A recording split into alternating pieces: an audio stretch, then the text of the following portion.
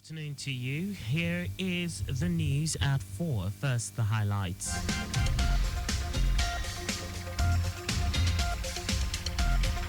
Lagos State government trains, tasks officers on improved service delivery. Federal government launches end to mother-to-child HIV transmission in Delta State. On the 14th, opposition party describes arrest of South Sudan's vice president as end to the country's 5-year peace deal. And in sports, Nigeria's table tennis star Quadri Aruna faces Feng Ying Shin in maiden edition of World Table Tennis Contender in India. And now the details. I am Akan Usen.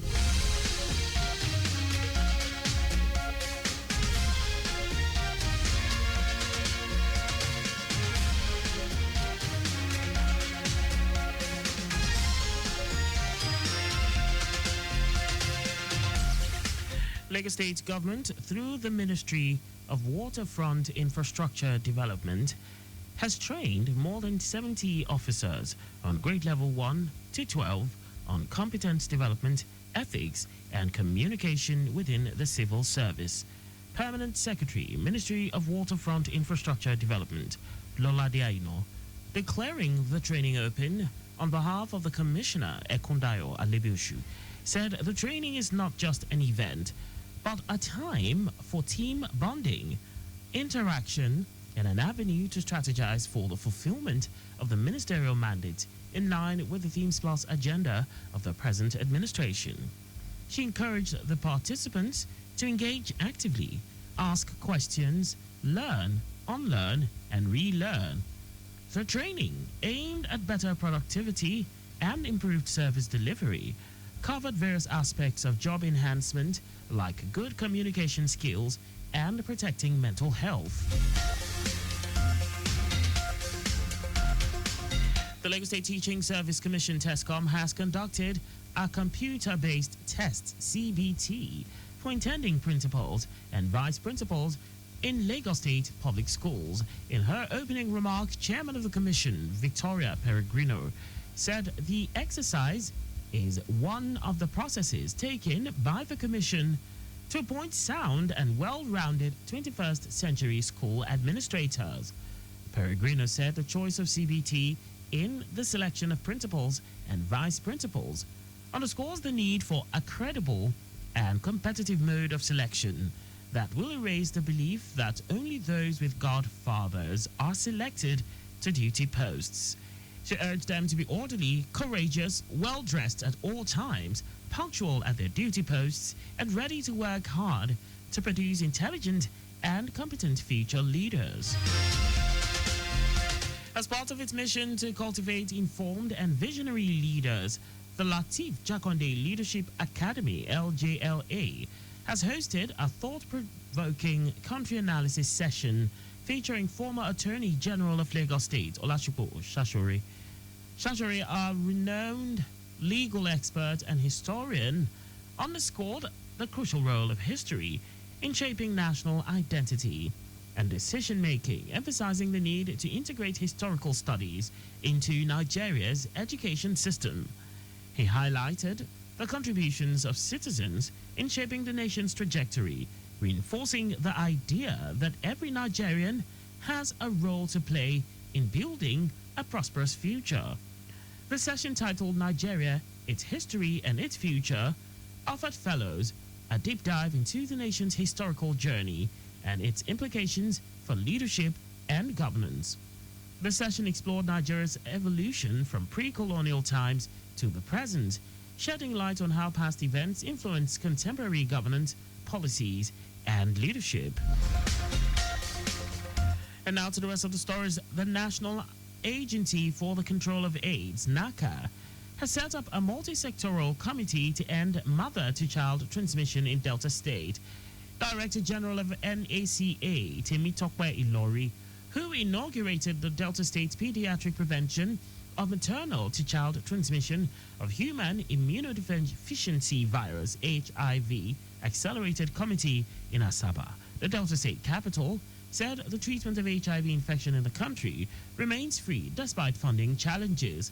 Ilori said President Bola Tinubu is committed to ending the scourge of HIV in the country, which informed the budgetary provision of 300 billion naira to fight the disease and other health-related issues. She said the United States government is not only the partner in the fight against the HIV scourge, as some other countries still support Nigeria in its fight to eliminate HIV, particularly in the prevention of mother-to-child transmission. Ilori said the committee, which comprises all stakeholders, including faith-based organizations, will ensure that mothers and women have access to antenatal care. The Nigeria Security and Civil Defense Corps (NSCDC) has deployed 1,300 personnel across Edo State to ensure security during the Eid al-Fitr celebrations. Head of Public Relations and Media Unit of the NSCDC Command in Edo State, Efosa Ogbebo, who announced this, said the personnel will be stationed at Eid prayer grounds, palaces, monuments, and recreational centers across the state to ensure maximum security. Ogbebo assured residents that the security of lives and property before, during, and after the festival remain the command's top priority. He said the state commandant Gbenga Agun has directed all unit commanders, tactical team heads, area commanders, and divisional officers to maintain a smooth, crime-free, and secure environment throughout the festivities. He also urged the public to cooperate with security personnel and provide useful information to help identify and curb criminal activities.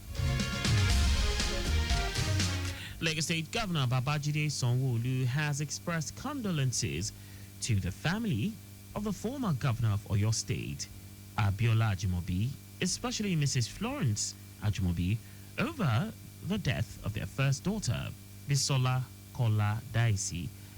Governor Sanwo-Olu, in a statement issued by his special advisor on media and publicity, Boyega Koshile, commiserated with the immediate past First Lady of Oyo State, Florence Ajimobi, over the demise of her daughter, describing it as tragic and shocking.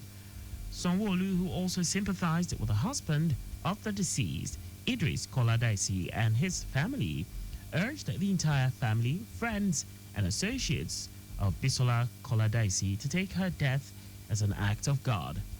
Governor Sanwo-Olu said the late Bisola Koladaisi, who was a special advisor to the Minister of Budget and Planning, Atiku Bagudu, lived a short but fulfilled life, leaving her footprints on every project she handled for the country and making an impact in many lives that came in contact with her positively during her lifetime.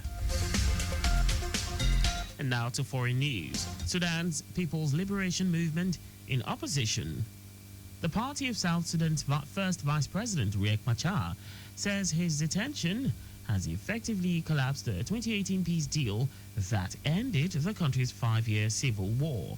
The party stated that an armed convoy led by top security officials, including the defense minister, entered Machar's residence in the capital, Juba, and disarmed his bodyguards, detained him alongside his wife, Angelina Tenney, who is also the country's interior minister. The United States has urged the authorities to free Machar, while the United Nations, African Union, and neighboring countries have all expressed their concern. The government is yet to comment on Machar's reported house arrest, but while addressing religious leaders, President Salva Kiir said he will never return the country to war. Tensions have been building between Machar and the president for several weeks. And away from all that, now sports. Nigeria's table tennis star Kwadri Aruna will face Chinese youngster and world number 58 Feng Yixin in round 32 of the maiden world table tennis contender, Chennai in India. Yixin emerged as Aruna's opponent after beating Belgium's Adrien Rasenfors 3-0 in just 20 minutes during their round of 64 clash at the Jawaharlal Nehru Indoor Stadium. Aruna is among the top men's singles players in the event and was drawn into the round of 32 and will now brace for a tricky test against a 22-year-old. The Nigerian entered the competition as a replacement for German star Dmitry Ochcharov. And that's all for the news at 4. Always obey road signs and traffic lights. You can follow us and like all our various social media platforms on X at Traffic Radio 961, Facebook Lagos Traffic Radio 96.1 FM, Instagram Lagos Traffic Radio 961. On YouTube, subscribe and watch us live on our channel, Traffic Radio 961. You can also visit our website on www.trafficradio961.ng. Did you know that the Sanwo-Olu administration trained 500 unemployed youths in soft skills and job interview program? You can get more details on the Lagos State government website. To end the news, here are the highlights of the major stories. Lagos State government, through the Ministry of Waterfront Infrastructure Development, has trained more than 70 officers on grade level 1 to 12 on competence development, ethics, and communication within the civil service. The National Agency for the Control of AIDS, NACA, has set up a multi-sectoral committee to end mother-to-child transmission in Delta State. We also told you that Sudan's People's Liberation Movement in opposition, the party of South Sudan's first Vice President, Riek Machar, said his detention has effectively collapsed the 2018 peace deal that ended the country's 5-year civil war. And in sports, Nigeria's table tennis star Quadri Aruna will face Chinese young star and world number 58 Feng Yixin in round 32 of the Made-in World Table Tennis Contender Series, Chennai, in India. For contact with the newsroom, please send a message to info@trafficradio961.ng. And that ends the news broadcast compiled by Kayode Mafolashiri. I am Akan Usen. Thanks for listening and please stay safe.